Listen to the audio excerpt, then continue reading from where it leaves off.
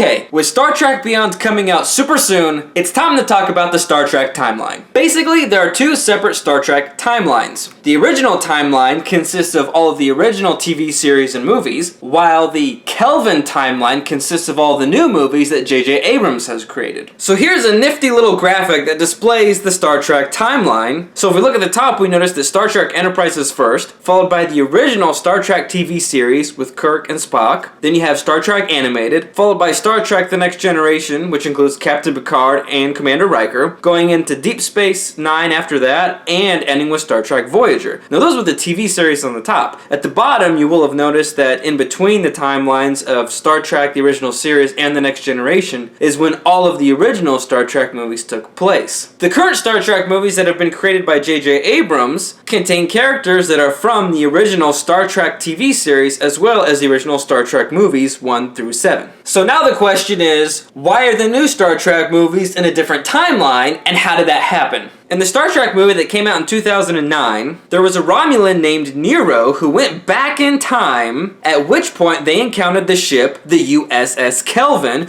which was commanded by Kirk's father. Because the Romulan ship from the future destroyed the USS Kelvin, it created an alternate timeline in which Star Trek Into Darkness, and now Star Trek Beyond all take place. The timeline is called the Kelvin timeline because Kirk's father was on the USS Kelvin, which was destroyed. And that is the Star Trek timeline explained. Thanks for watching, guys, and make sure to check back next Friday with my review of Star Trek Beyond.